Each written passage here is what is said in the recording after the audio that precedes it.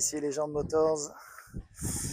Eh bien, on n'a pas pu résister à vous présenter cette magnifique El Camino qu'on nous a confiée à l'atelier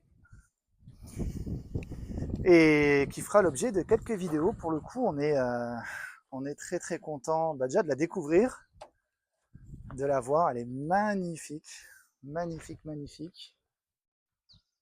On a mis évidemment les badges de protection. Alors on s'est équipé avec Mathieu, maintenant on a des micros.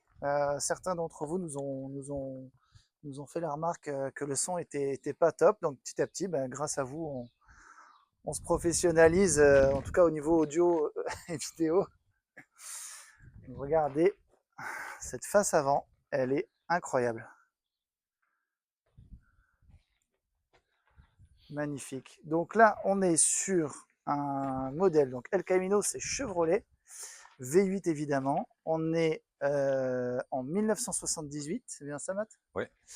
Et alors, bon, on a un doute sur le moteur, puisque le client nous a informé que ce n'est pas le moteur d'origine, c'est un moteur qui, a priori, d'après les, les numéros auxquels lui a eu accès, on serait sur un moteur des années 90. Donc, on va le découvrir au fur et à mesure.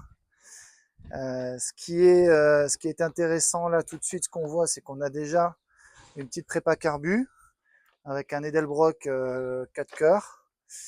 Le petit filtre qui va bien, moi je l'adore ce filtre, il est vraiment magnifique. Et on a du coup forcément quand on met un gros carbu, on change la pipe d'admission. Donc là c'est une Olé.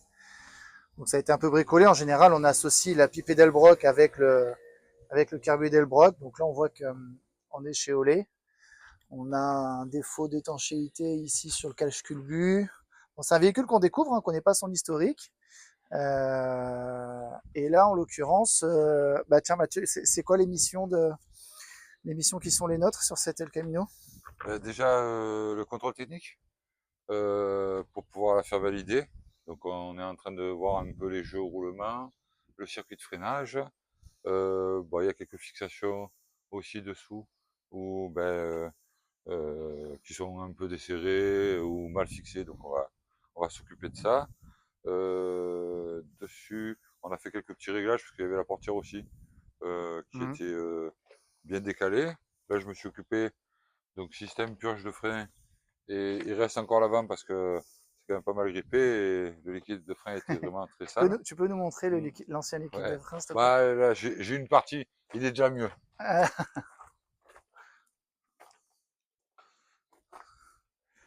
Donc, on l'a dit tout à l'heure sur une vidéo précédente avec le Ford F250. Les liquides de frein, il faut les changer Voilà. souvent. Attends, je mets avec un peu d'éclairage. Ça, c'était Voilà. déjà un peu mieux. C'est pas parce que ça freine qu'il faut pas purger les systèmes de liquide de frein. Ouais. Pourquoi? Parce que l'humidité va rouiller. Là, on voit en fait les dépôts de rouille. Voilà. Ça, c'est des dépôts de rouille. En fait, ça part dans la canalisation et ça abîme en fait tout ce qui est canalisation, Voilà. étrier. Le système s'autodétruit. Voilà. Donc là, on va en prendre soin. Tout comme on a fait pour le F250, cette El Camino, elle mérite vraiment qu'on passe du temps pour, pour qu'elle ait une parfaite santé. Et là, en l'occurrence, Mathieu s'est concentré sur le système de freinage. Donc là, ça, la purgé. Non, on a un problème de purgeur. Voilà, après, Ouais. j'ai commencé T'as fait à faire l'arrière? l'arrière. Et en passant à l'avant, en fait, j'ai les purgeurs qui sont complètement grippés dans l'étrier. Donc j'ai commencé à dégripper. Je vais essayer de voir si je peux arriver à les débloquer en Sans les casser. chauffant sans les casser, voilà. Pas simple. Et donc je vais laisser agir le dégrippant, comme ça va lui faire du bien. Si ça vient pas, il faut que je démonte l'étrier, que je fasse à l'étau, voire peut-être changer le purgeur. Et pareil, trouver le purgeur là-dessus, c'est encore mission pas impossible, mais presque. Voilà, il y avait des fixations au niveau des feux, donc ça a été fait. Petit feu à LED, Euh, esprit rétrofit, Qu'est-ce que j'aurais oublié? Je vois un peu très la bien liste. réfléchi, une très belle calandre avec le Chevrolet qui est gravé là. Elle est vraiment magnifique. Donc là, la mission c'est check-up complet, préparation pour contrôle technique, obtention du contrôle technique, et c'est un véhicule qui est mis à la vente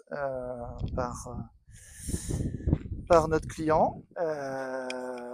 Donc si vous avez de l'intérêt pour ce sublime El Camino, n'hésitez pas à nous envoyer un petit message ou à mettre un commentaire afin qu'on puisse approfondir votre projet d'acquisition. En tout cas, ce qui est certain, c'est qu'elle sera impeccable. Il restera à faire, donc nous on va s'occuper évidemment de tout ce qui est organes de sécurité et autres pour qu'elle ait son contrôle. Ce qui restera à faire, d'après moi, ce serait donc remplacer les caches culbut et les collecteurs qui sont pas, ils font le taf pour l'instant, mais franchement ils mériteraient d'être changés. Je pense pas que ce soit les collecteurs d'origine, mais quand on remplace des collecteurs, idéalement on met de l'inox, ça évite de les avoir dans cet état-là, parce qu'ils sont pas forcément vieux, mais l'humidité attaque tout, quoi. Voilà, et Ouais. sinon, ça fera un heureux parce que des pièces comme celle-ci, on en voit vraiment pas beaucoup, hein.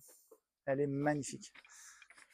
Dessus, on a fait le dégrippage en fait du système de frein à pied, le frein à main, en fait, qui marchait plus du tout.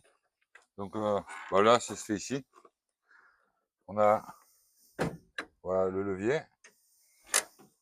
Donc là, frein à main en marche. Ça marchait pas, c'était complètement grippé. Il a fallu démonter. Là, le fait de pas trop l'utiliser, on met sur parking et on met pas le frein à main. Ouais. Donc d'une, il se grippe au fur et à mesure du temps. Et deuxièmement, ça force un peu sur la boîte. Donc si on est un peu en descente ou quoi, c'est toujours bien de mettre quand même le frein à main. Pensez à l'enlever en partant parce que sinon, c'est pas très bien. On a aussi fait le tambour de frein arrière côté droit qui était qui freinait pas en fait, hein. Donc démontage, réglage. A priori, on est bon pour tester son efficacité au contrôle technique et en espérant qu'on a réduit au maximum le déséquilibre. Voilà.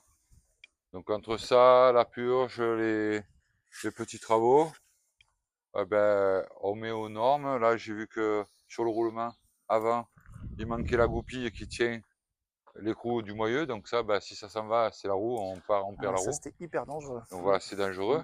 Donc c'est toujours bien de faire un petit peu de temps en temps un point, des contrôles, pour profiter encore longtemps de ces belles voitures, quoi, hein, je veux dire. Incroyable. Tu peux fermer le capot qu'on la voit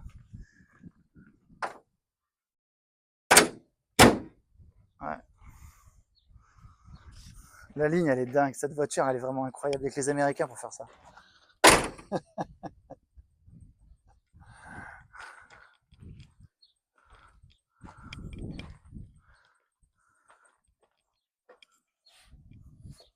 Ah, puis les chromes, tout ça. Ouais. Le drapeau peint. C'est fait avec beaucoup de goût. Les petites lignes. Beaucoup de goût. Ouais, ouais. J'aurais peut-être mis les bandes avant en blanc pour faire un petit rappel de couleur. Un petit rappel de couleur avec le drapeau américain à l'arrière, tu vois. Mais bon, le noir.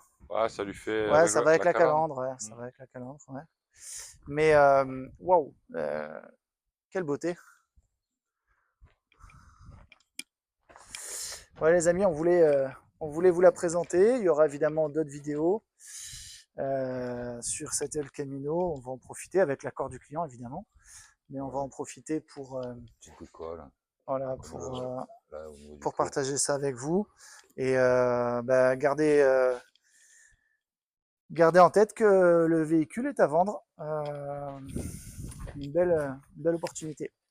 Allez, bonne journée, bon week-end à tous.